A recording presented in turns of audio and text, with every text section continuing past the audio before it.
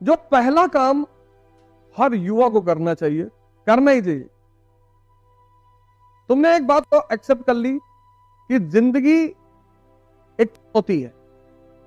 तुम क्या करते हो? तुम सिर्फ एक चीज चाहते हो, ग्रोथ। इस क्लास में जितने लोग बैठे वो सब ग्रोथ चाहते हैं, लेकिन जहां ग्रोथ है वहां चैलेंज है। ये दोनों अकेले कभी नहीं रहते, रहते ही नहीं। जैसे अगर तुम कुंडली देखते होगे या तुम्हारी कुंडलियां होंगी, हॉरोस्कोप होंगी, कुछ चीजें हैं जो साथ में रहती, अलग होती ही नहीं। दो ग्रह राहु और केतु हमेशा आमने सामने बैठते हैं।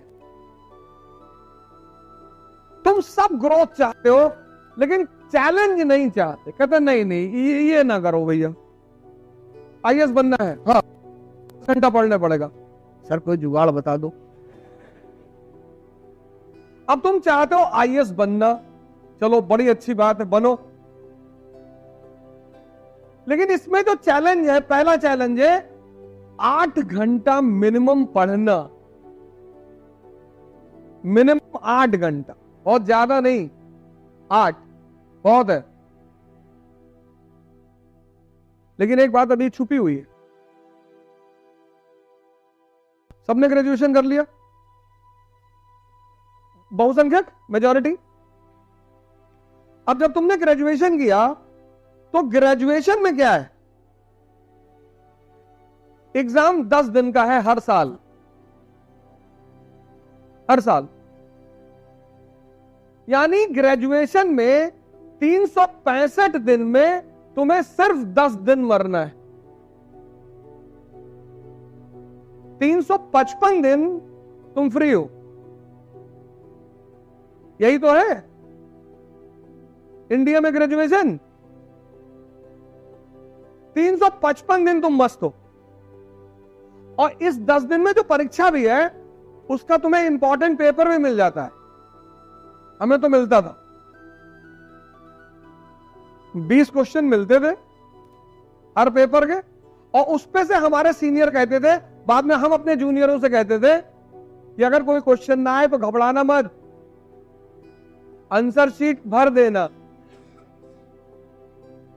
हेडिंग डालना नेशनल इनकम, और फिर पूरी 3 इडियट की कहानी लिख डाली कि एक रैंचो जी थे, उनको एक बिजनेसमैन ने हायर किया था, वो इंजीनियरिंग कॉलेज में पढ़ने गए थे, उनका वहां के डीन जो है चतुर्लिंगम से सहस्त्र बुद्धि से बनती नहीं थी, उनसे वहां पे एक दुश्मनी हो गई। चतुर्लिंगम उनसे बहुत चिढ़ता था। उनके 2 दोस्त थे, फरहान और राजू। राजू के पापा बीमार रहते थे, उनको वहां एक सुंदर सी कन्या भी मिली, उसका नाम प्रिया था।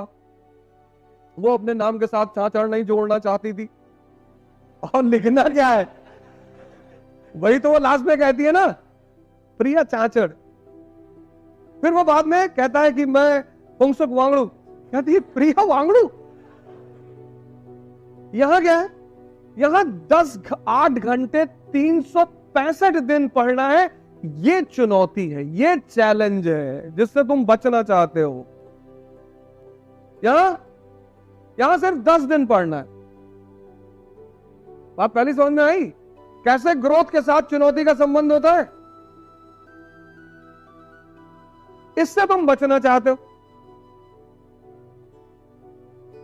तुमने आज तक इस पे गौर नहीं किया होगा, आज मैं तुम्हें गौर करवा रहा हूं। इससे बचना चाहते हो, इससे तुम उसी मोड में रहना चाहते हो।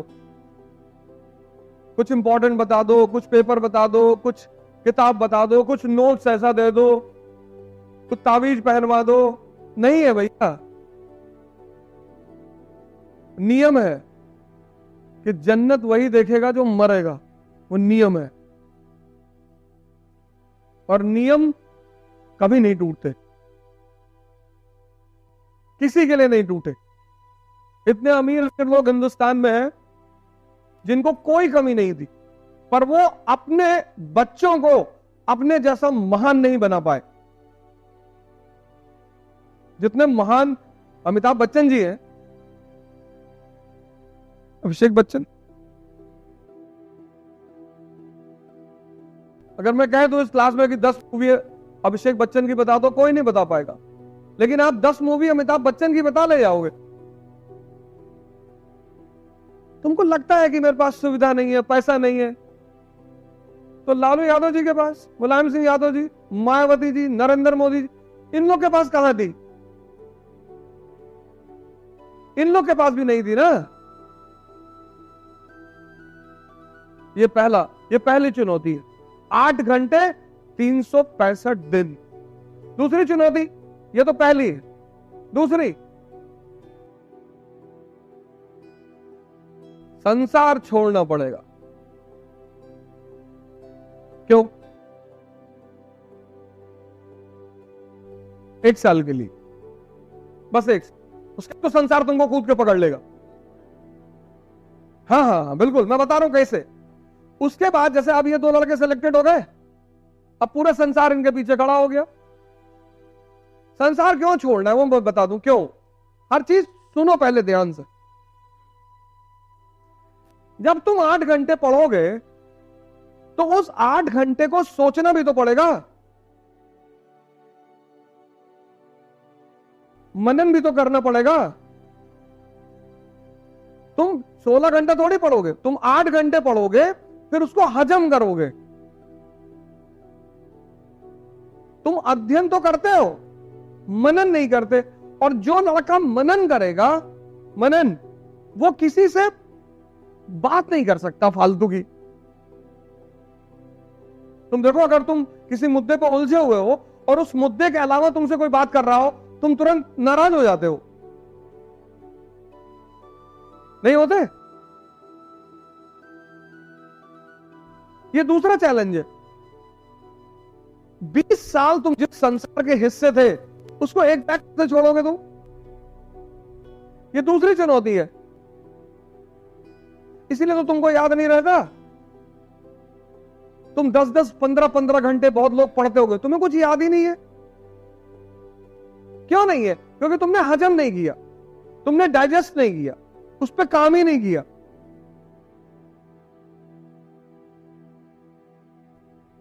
बालासोर में जो ट्रेनें लड़ी, उनके नाम बताओ। देखो, इतनी बड़ी घटना है, घटना बड़ी है ना, और 2 दिन 3 दिन पहले की है। तुमसे मतलब ही नहीं, तुमसे मतलब ही नहीं है। इसलिए जो लड़का आईएएस की तैयारी करता है और सीरियस हो जाता है, उसको लोग घमंडी कहने लगते हैं। यार दिमाग खराब हो गया है, अभी तो आईएएस बने भी नहीं लेकिन दिमाग खराब हो गया, किसी से बात नहीं करते हैं। मैं गया था नीचे, मुझसे मिलने ही नहीं आए।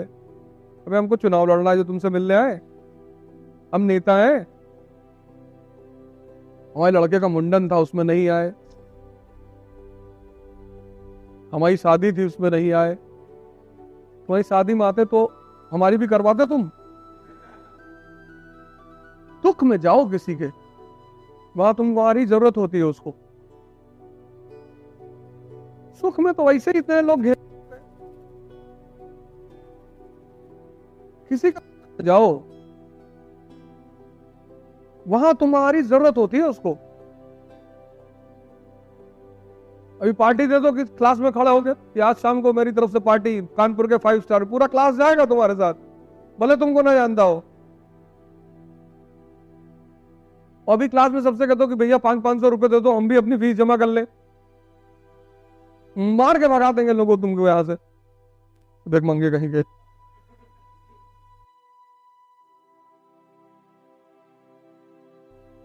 दूसरी चुनौती,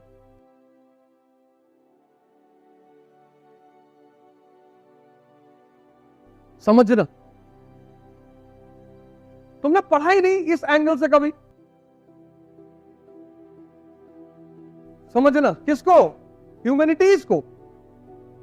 तुमने पढ़ाई की जिंदगी भर साइंस की। इसमें कितने लोग हैं जिन्होंने 11th-12th ह्यूमैनिटीज से किया है? 1, 11th-12th, 2, 3, 4, 5, 6 लोग। कम से कम 100 की क्लास में 6 लोगों ने सिर्फ ह्यूमैनिटीज से किया है। 94 साइंस। कहां से, कौन से स्कूल से? डीपीएस? अच्छा, आजाद नगर। अच्छा अच्छा। क्या क्या सब्जेक्ट थे तुम्हारे? Polity, science, geography.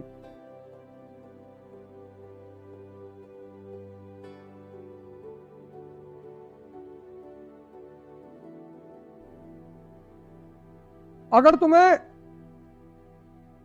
Sahara desert में, नाम सुना, कोई शॉप खोलने के लिए कहा जाए तो किस चीज की खोलोगे? पानी की। सही कह रही है, मरुस्थल है। कितना संबंध है ज्योग्राफी का इकोनॉमी से। तुम वहां परफ्यूम की दुकान भी खोल सकती हो। पानी कम है, लोग नहाते कम है, 15-15, 20-20 दिन नहीं नहाते।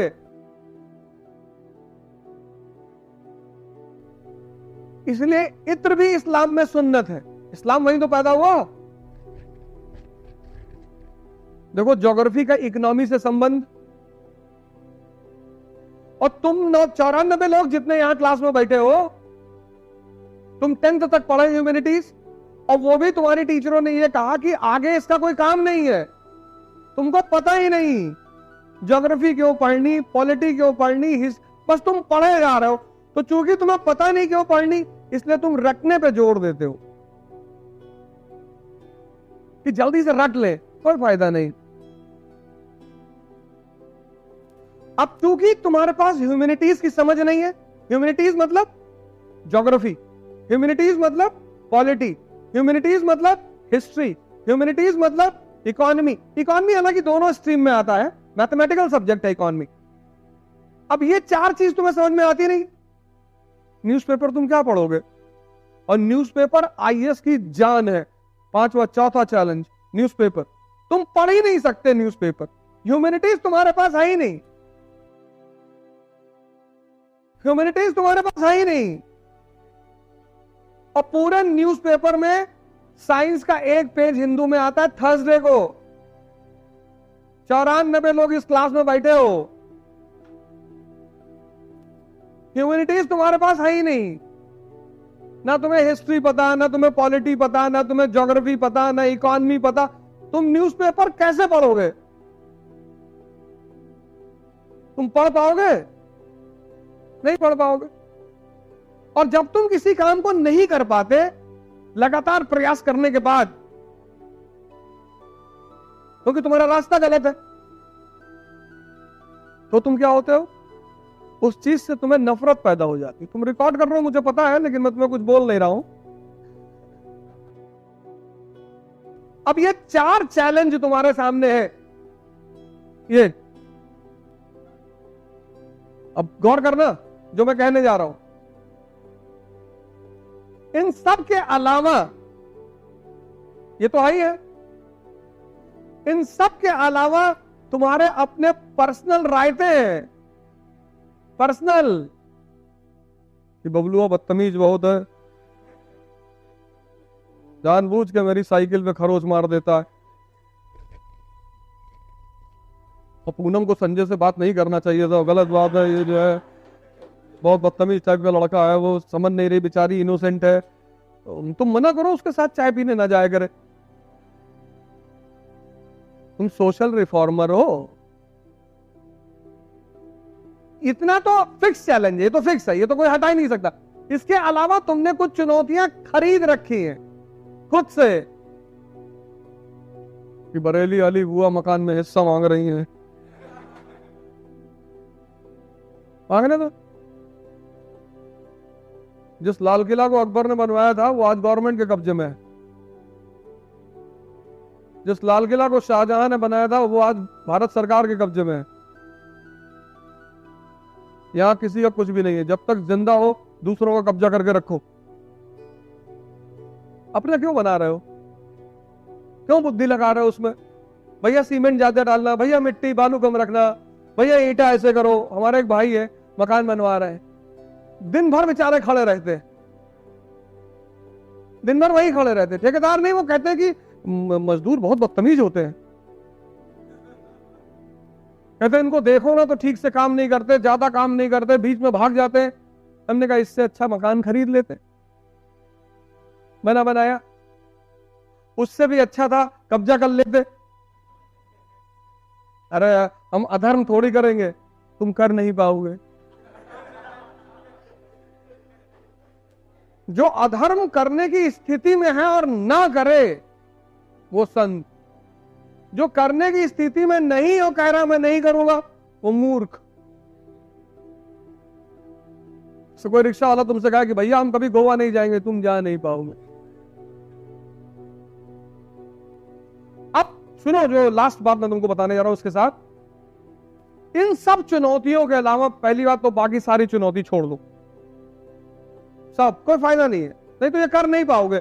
कयामत तक तैयारी करोगे तो भी नहीं कर पाओगे, कयामत तक, मतलब अगले 100 साल तैयारी करोगे तो भी नहीं कर पाओगे।